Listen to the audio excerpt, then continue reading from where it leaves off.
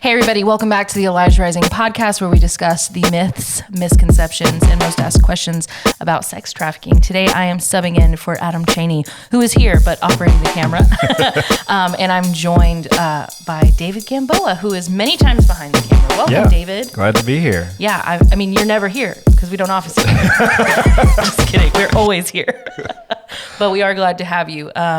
We decided to let myself and David have this conversation about the questions that we hate from the media. How many times do you think... Because we have a lot of stories. Let me just say. We have a lot of stories. How many times do you think you have engaged with the media since working with Elijah Rising?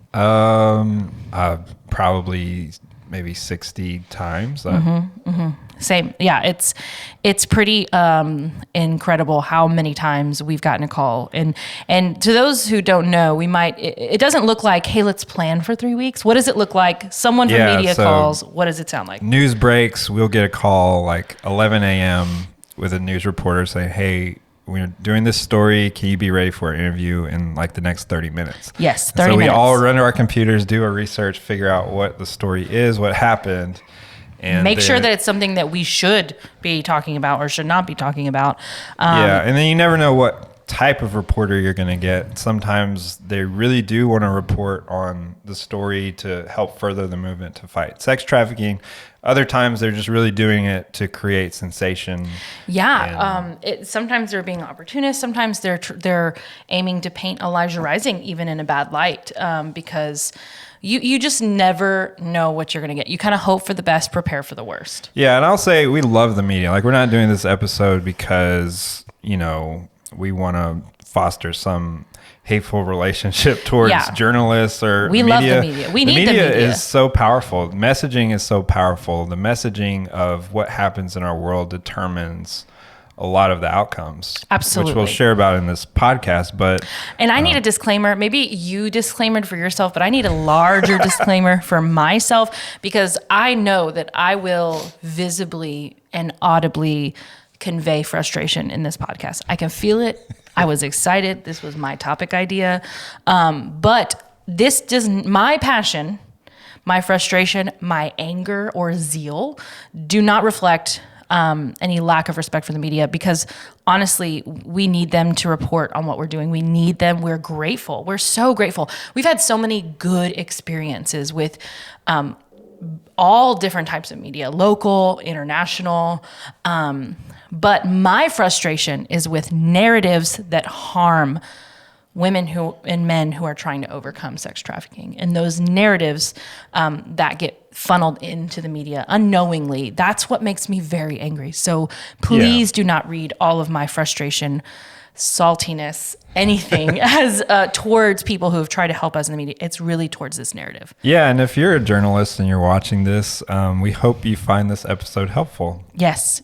And if you're a journalist and you're watching this and you want our help, we are here to help. We're here to educate. We want to partner. We want to be the people that you call at 11 to be ready in 30 minutes, because it helps people know that we exist. It helps spread the awareness of services that are being given to the people who need it. So we really appreciate all that the media has done. And if you're watching this too and you have a social media account, in some way you're kind of like a journalist, because you publish content. You publish content on your Instagram, on your Facebook. You use language that perpetuates narratives. Yeah. It shapes the movement. It does. It perpetuates narratives. And the more education that you can have, the more update. And we're learning all the time. I've been in this movement now for over 8 years, and then with Elijah Rising for 7, and I'm still learning every day to improve my language, to better listen and speak in a way that hopefully honors the people that we're serving. So it's a journey. It's not about the destination. It's a journey. Yeah. So, all right. So you want to get to some of the questions? Yes. Let's get to some of the questions that we don't like. So what is the first thing that you hear as soon as a person comes in and they want to talk about sex trafficking, specifically sex trafficking in Houston? Well, they always want, the question always comes up, is there one statistic that sums up how bad trafficking is in Houston? And that's such a difficult question to answer, because there's not a lot of research done in Houston. The research that is done in Houston does not cover every sort of venue where trafficking occurs. Absolutely. It's going to be a very focused study done on either illicit massage parlors or cantinas. Or online sex trafficking. Online sex trafficking. Or it's only going to include minors who have been trafficked. It's not going to include any statistics on adults. And so having that statistic to show like how bad the problem is really difficult to come up with. And I know that journalists, they just want that statistic at, the front of their article, just to kind of make that point clear that sex trafficking is a big problem in Houston. And then I'm going to show you kind of and it's difficult because it's an underground criminal enterprise that is difficult to track. Not to mention it happens in so many different ways, so many different areas, in so many different venues that and a lot of times you can take one statistic. Like I remember, and I'm not calling anyone out. This is just a specific study that was done. I think it was in the year 2014. There was a lot of attention on Bissonnette. And so someone did a study to say out of all the arrests or trafficking victims that were met in a certain period of time in this certain arrest record, they found that there was no child trafficking and no international trafficking. But I was in a meeting and we said, well, that sample size doesn't represent the entire city. Yeah. That's in one area. And we know, and it was kind of a few years old. And so we don't want to just throw out that one statistic that only gives one idea of it without showing that it's a very, very complex issue. Very, very complex. And I think with the statistics, you get into this mindset of like, you develop a threshold of like, well, if there's 1,000 people trafficked in a city, then that's bad. Yeah.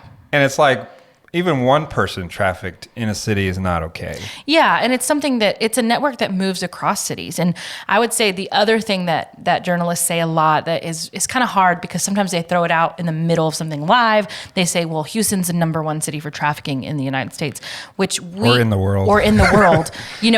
We've been in the middle of something and someone goes, well, Houston is the world trafficking hub, and I'm like, and because we don't have to invalidate a problem in a different city in order to say that we need to move. Yeah, like it's not a competition. Like we do not want to be. We don't want to win that competition for trafficking in the world or the United States. Yeah, we want to be the hub for solutions of sex trafficking, we don't need to have this sensational we're the worst in order for it to be important. Which we I think that's a thing that people not enjoy, but they want to say that to get people's attention. But the more that we over-exaggerate statistics, the more that we over-exaggerate something that may or may not be true, the more that it invalidates the reality of the issue. Yeah. So we just want to be careful. Yeah, and we also can focus on some other statistics. Like we know that the United States is one of the top consumers of sex in the globe, in the world. And one of the top producers of child pornography. Yeah. Or, we have some great statistics about the amount of men who have bought sex in the city of Houston compared to other cities. So there's a lot of great statistics that paint a picture, but we just want to be aware. In Elijah Rising, we are working on even looking for the best statistics that we can offer media, we can offer people, and you guys will be the first to know as we put out that content. Yeah, definitely. The next thing I want to say is how journalists, and this is maybe one of my bigger issues, is how journalists talk about women or men or children who have been prostituted. So what are some of the things that you've heard journalists call the people who are involved, the people who are being trafficked? Well, it's common language to, say like a story about prostitutes on the street. And even now we're seeing with the Jeffrey Epstein case, we saw a lot of the terminology child prostitute, which is not actually like a legitimate term. It's not a thing. And what happens is when we use that kind of messaging, like we were saying, messaging determines the narrative that affects outcomes. By saying child prostitute, it normalizes children being sold for sex. Yes, or even and even in a situation where we don't know the situation of the woman. Like they'll say, well, all these prostitutes are on the street. We don't know, or we do know that there's a pimp right there watching her. She's not a prostitute, she's a trafficked person, or she's a prostituted person. That's something that's happening to her, and it has such a negative connotation that we've heard things like, oh, these prostitutes. I even once had someone in a interview question say, well, how do you just tell the difference between a whore and a trafficked woman? Wow. And I kept my composure as best as I could, because no woman should ever be called a whore or anything, no matter what. That's just not a word that you communicate to another human being. But we said, well, we don't know, but we know that there's a lot of exploitation in sex trafficking, in prostitution of all different types of ways. So we really want to be careful the way that we call people, what we call people. And honestly, my biggest qualm is we shouldn't define the person by what's happening to them. Yeah. One thing that we're even learning in our language is not to say, just trafficking survivors, but instead saying, with the women we serve, specifically women, we say women who've overcome trafficking, women who have survived trafficking, because that's not the main identifier of their entire life. Like, that's not all that they are. Right. So we're even trying to expand that, but we've heard some crazy words about, people saying, well, these prostitutes, these women, it's been pretty crazy. Yeah, and I think people are really realizing the power of language and the power of words. Even with the Pornhub article, like the New York Times published an excellent article on Pornhub, and you'll see they didn't use terminology like child pornography. They used images of child sexual abuse. And that more accurately portrays what's happening, because we get into this way of normalizing things. And we did that with pornography. We said, well, adult pornography is fine, but child pornography is not okay. Right. And it's created, and because adult pornography has been able to thrive, now we see a proliferation of child pornography. Yes. And so we really need to just call it what it is. Yeah, images of sexual abuse. It's sexual abuse caught on camera, and it's so heartbreaking. It was such a beautiful article, because one of the young women, if you haven't read it, we posted it on the Elijah Rising Facebook. But this person says, it's been years since I've been in that life, but those images hang over my head. They're still following me everywhere I go. And it shows the way that you can report on something and make it really, really honorable to the person that you're interviewing. Because it's kind of a thing, like, if you're going to interview someone, if you're going to tell a story that's really, really heartbreaking, that's really, really about a sensitive subject, please spend the time to talk to who you're interviewing beforehand. Give them a heads up on every question you're going to ask. Ask them how they would like to be referred to. Ask the questions, because I have sat in some studios of some very, very prominent people who have been doing this for years and should know better, didn't speak with the people who had been a survivor of sex trafficking until the moment they sat on stage. Wow. And then asked horrible questions. I heard a journalist ask someone who was sharing their story, which they didn't, longer story, they weren't even there to share their story, asked them about their story without their permission. Wow. Say, what did it feel like when that first man climbed on top of you, when your trafficker sent you out? And the crowd, of course, because it was like a live audience, was like, oh my gosh, wow, she's so brave. But we all knew that was a complete... it was exploitation. It was exploitation, Yeah. and it was re-abusing that person. So please, if you're going to interview someone, if you're going to talk to someone about this, we ask that you just spend some time, ask them some questions. They might educate you. Especially for us, if you give us a heads up, we'll tell you, hey, let's not say this language. We'd prefer this language. Yeah. But we're going to take a quick break, and when we come back, we're going to continue this conversation about the questions that we hate from the media and give you guys some takeaways so that you, as a voice in your own sphere of influence, can speak about this issue in a way that really honors the people that we're trying to help in ending sex trafficking.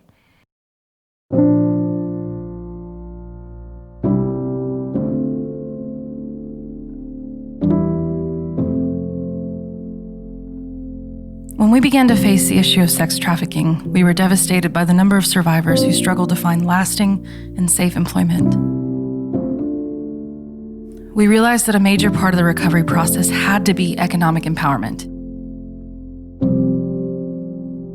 The women that we serve have survived immense harm, but their resilience and strength inspire us every day. These women are creators, innovators, and visionaries. They deserve the freedom to thrive and pursue their greatness.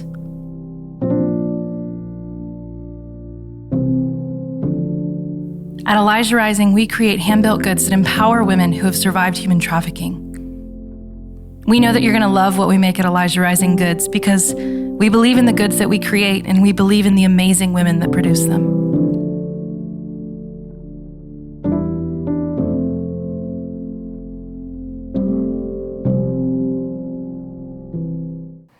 Hey everyone, welcome back. We're tackling the questions that we hate getting from media, and I want to share a story. A couple of years ago, we were at our old office, which used to be like a former brothel that we shut down, and 40 journalists from around the world set up a time to come and ask us questions. At the same time. At the same time. They all showed up on one bus, and we, funneled them into our prayer room. And I just remember them all sitting, and Sam is sitting up on the, we had a little platform, and they just have their notebooks out, their microphones on, their cameras all pointed at Sam. And they just start grilling us with all these questions, and they're from around the world. And so they're asking us questions about what's happening in Sweden, or we're in Houston. We're just going to talk on Houston things. But I remember one journalist asked you a question that caught us all off guard, and I can tell that it caught you off guard for a second. And in my mind, I was thinking, how is Sam going to answer this? Yeah. Do you remember that? I remember it so vividly, and it was so scary because we had not only 40 journalists, but 40 recorders faced at me. And, at the end of the day, I'm just and this was at the time, probably 3-4 years ago. Yeah. I'm a 26-year-old, just person who was a volunteer who stayed on an organization. And yes, I have years of experience, but I feel sometimes just the young kid in the room who's very passionate, and all of a sudden these 40 reporters are staring at me, and I'm supposed to represent the women we're serving. I'm supposed to represent Elijah Rising, and I'm supposed to represent Jesus. And they lob me this question. I'm thinking about, they're going to ask me about policy, decrim policies, how do you think we should address trafficking? How do you think, what is the best model of reforming, the way that we criminally treat women who've been, arrested for prostitution? But no, this journalist puts this recorder in my face and says, "You're a faith-based organization. Don't you believe prostitution is a sin?" And I paused because I didn't even want to speak. I didn't want to give them any type of soundbite that would hurt the women that we love and serve, or the men that we love and serve, or say something stupid that just made me feel bad. So I just paused, and I felt like I had to in 0.3 seconds remember the truth that is, when we look at the woman who's been prostituted, we want to have the heart of Christ, which is one that sees her and sees grace and gives grace and love, but has anger towards the accusers and the oppressors. And we try to do likewise. And in that moment, I was like, oh my God, that was the perfect answer.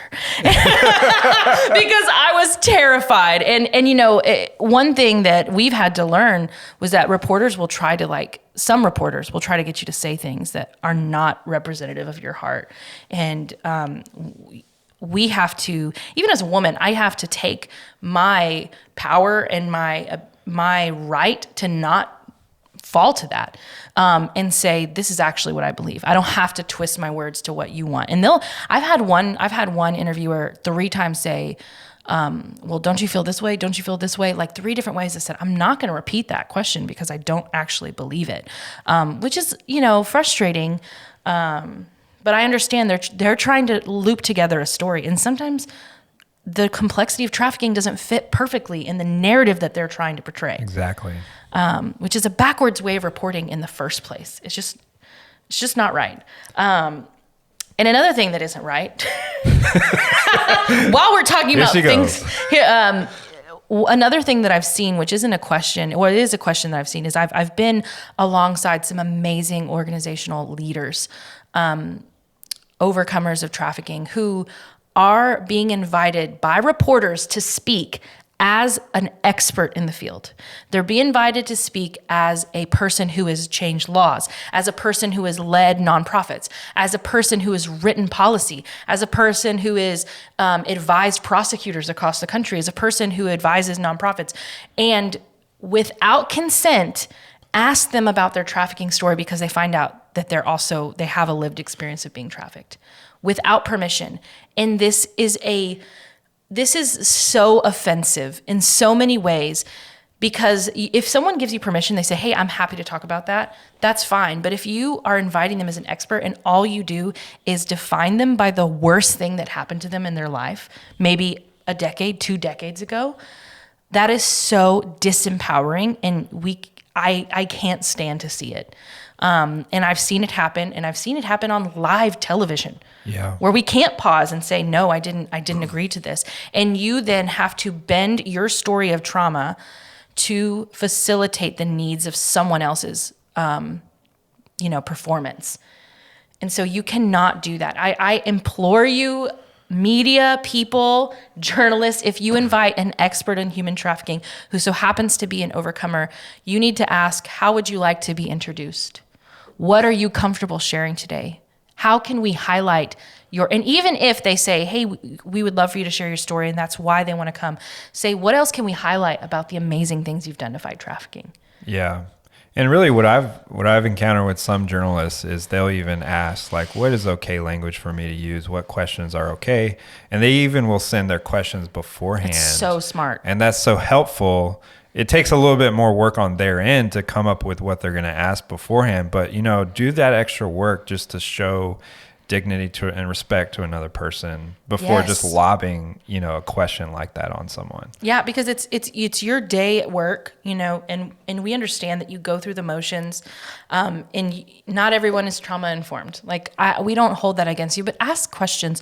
We would rather a media person ask a stupid question beforehand than to be in the middle of an interview and have something triggering or traumatizing or degrading come out and while the cameras are rolling, because it's really scary. And even as me, I was involved in one project with Viceland, and that was an amazing experience for me.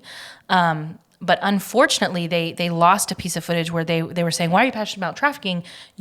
And I shared about my own sexual abuse story, and they lost all that footage. And they sent a different director who I had not met, I was not comfortable with, didn't interview with. And I had spent hours and hours interviewing with the director that made me feel so comfortable to share all that. But they sent back this other guy. And it was this horrible experience where this person I didn't know was inside my home, didn't warmly connect with me or talk to me, and just put on a camera and asked me to share the most hard thing about my personal sexual abuse. And I remember crying and thinking I was crying because I was uncomfortable, but I thought, but this is what they want. They want a good, sad story. And I performed in that moment, and it felt so wrong. And I don't put that against Viceland. They were so good to us, and they were so good to me. It was just an unfortunate situation, but I was like, man, I wonder how many times with even a harder thing like trafficking, how many times they feel like they have to put on this performance because the camera's rolling, even though they weren't given the opportunity to say, I'm not comfortable talking about that. Yeah. Because you feel like they came all this way. You have all these things, especially as women that we have, where we feel like we have to do it because we're in that fight, flight, or freeze, moment. And it's just not fair. And at the end of the day, I think media has good intentions. Yeah. They want to share something so that people will be moved to fight back or to end this. I don't think they're intending to hurt anyone. So we just have to think about these things. Prepare a little bit. Yeah. And then another question we always get, especially when we're doing a video piece, is after they do the interview, they'll be like, okay, where can I get the most seedy, gritty B-roll footage? I want and if you're not in the biz, brothel. B-roll is while they're talking, you see the footage of them driving by a building. And we get so mad. Yeah, because it's... And in this particular case, I think they were doing something about hotels. Yeah, they were. And they wanted to find there's the seedy motel. And I got a little bit snippy. I felt like I was a little bit. So I said, why don't you record in your hotel? Why don't you show the hotel you're staying in? Because it's a nice place, and I'm sure there's trafficking. It's just this. It's like exploiting vulnerability and poverty to tell a story. When in reality, trafficking happens with people who have money. People who have money buy women and children and men for trafficking, and to go around to someone else's lower income neighborhood to paint a picture of oh, poor them, when in reality you should be showing all the neighborhoods, all the suburbs in Katy, Clear Lake, Houston, Memorial, River Oaks. You should be driving by there and say, look, buyers live here and purchase here and at this hotel and that. Hotel Zaza has cases against trafficking. Hotel Derrick had a huge trafficking bust. And these are 5-star, 4-star, huge hotels. And then you come to us and you say, yeah, we want to get this really ugly, seedy motel. And yes, trafficking might happen there, but you got to paint a full picture. And I know that guy was a good guy. And so I'm not trying to, like I said, but it just makes me angry, because if anything, the people in the impoverished neighborhoods, the marginalized neighborhoods, are the ones being exploited already. Yeah. So you want to go and exploit them more, let alone the people hiding in their nice hotels, the people who are facilitating, who are benefiting from this huge, I mean, traffickers aren't living in those little seedy places. They're living in nice houses in our neighborhoods. I'm sorry. It makes me mad that you're re-exploiting a community that has already been vulnerable and totally manipulated and taken advantage of by this other class. So it's just kind of like classist and offensive, and it's yeah, but Grace and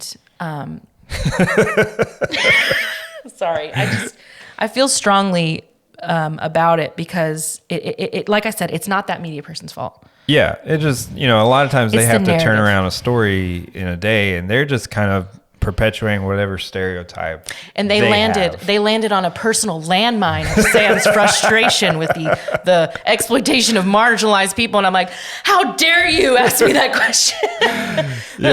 Go to your hotel where you stay. And he's like, whoa, lady, I just want to talk about trafficking.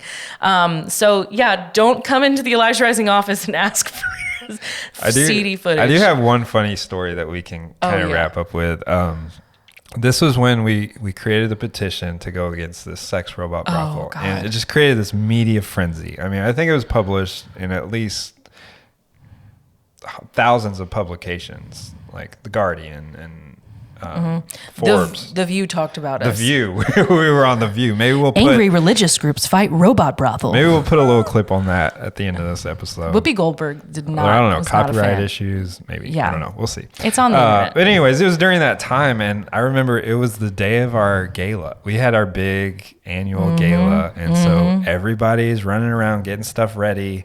And we had just found out that day that the city of Houston passed the ordinance that would prevent this brothel from opening. Right. And I get a phone call, or the office phone gets a phone call, which is like a cell phone.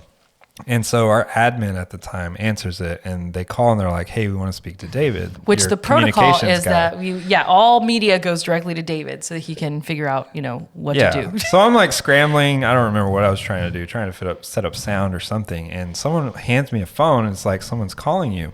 And I answer the phone, and I am live on radio.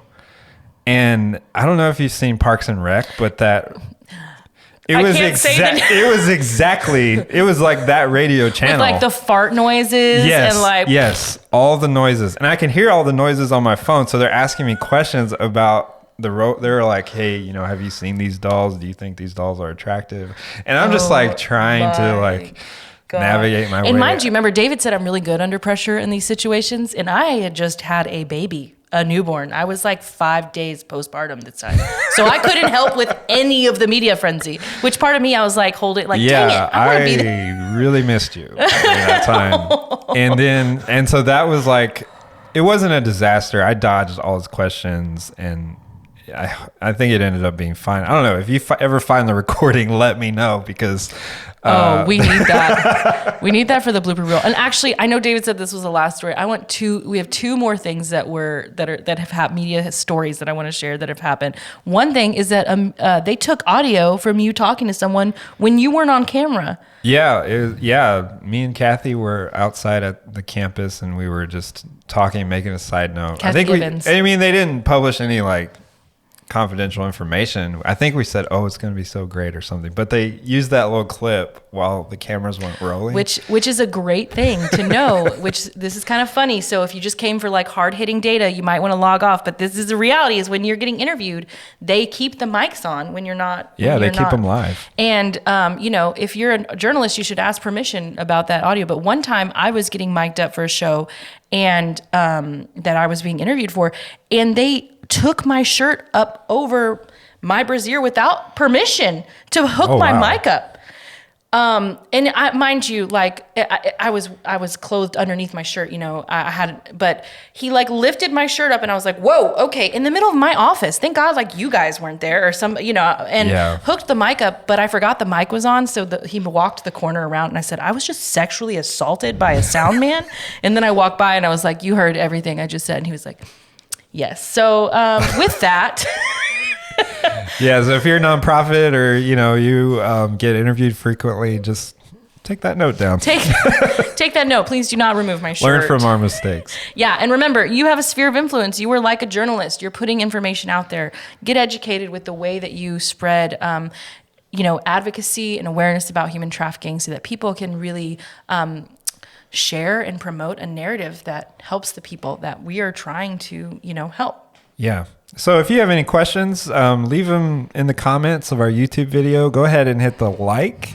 And also there's a little bell there. If you want to be notified whenever we have a new episode go live, go ahead and ring that bell. Absolutely. We'd love to ask questions or answer your questions and engage with you guys. Thank you so much for being with us. And we can't wait to get with you on the next podcast of the Elijah Rising podcast.